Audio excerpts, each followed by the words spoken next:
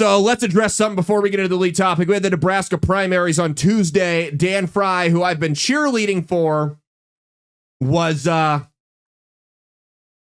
he took an L.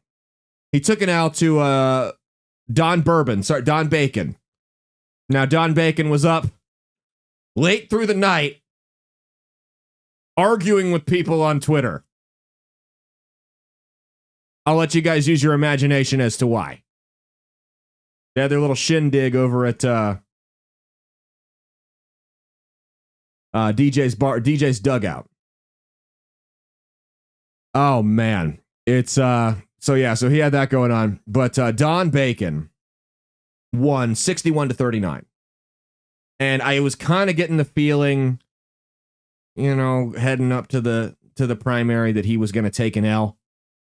That Fry was, just because they were busting their ass, but they hadn't done anything to move the needle. And I think that's the important thing that we got to realize here is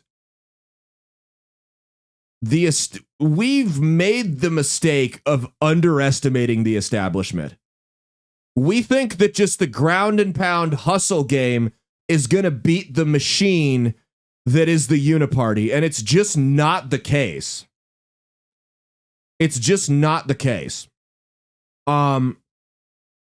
We have to do more. We have to play dirty. We can't just run a normal campaign and say, hey, I'm going to go knock on X amount of doors. And that's the thing, is Fry's campaign did everything right.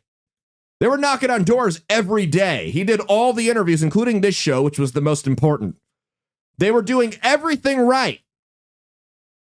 And they still didn't win. That's a problem. Don Bacon is one of the most unpopular candidates, incumbent Republicans in the country, and he won by 21%. Lee Terry was equally unpopular in, I believe it was 2014, when Fry primaried him originally, and he only won by 5%. So the establishment's getting better. They control the propaganda. Ma and Pa Fox News are ultimately going to influence the election. We think that because we can get some people riled up on Twitter and on podcasts, that means we can win, but it's not. We have to go back to the drawing board. Again, Fry was a great candidate, very well spoken. They campaigned their asses off. They didn't do anything wrong, and they still got smoked. So we got to figure out what we're doing here. We got to figure out how we're going to beat these guys, because it ain't playing by their rules. That's not going to happen. I also think that this race, because Bacon refused to debate against Fry, I think this is proof here that we should start requiring candidates, if they're invited. I'm not talking about third-party candidates.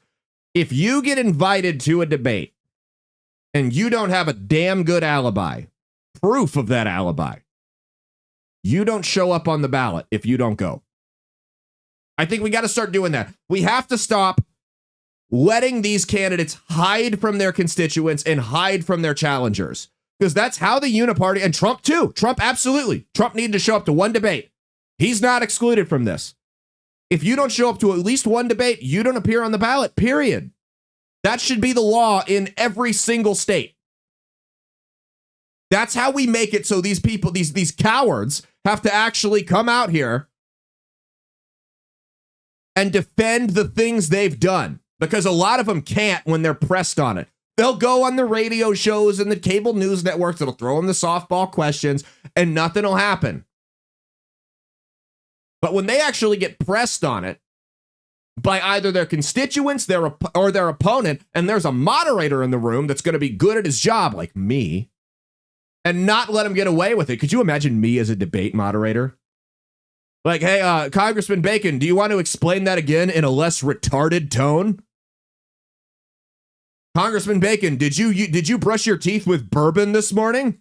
Hey, thanks for watching. If you liked what you saw, be sure to click the link in the description to get the full episode on Rumble. If you prefer to listen along, you could actually get us on Spotify, Spreaker, and iHeartRadio. You can also go to www.outlawstreamers.com to learn more about not just my show, but tons of other great shows and all the exciting projects they have coming up. Follow my socials at Caleb Isn't Funny on Twitter and Instagram, at Caleb Salvatore Comedy on the Chinese Spy app that is TikTok, and be sure to like and subscribe to this YouTube channel. Thanks, and we'll see you every Saturday for brand new episodes of That's Based. Peace.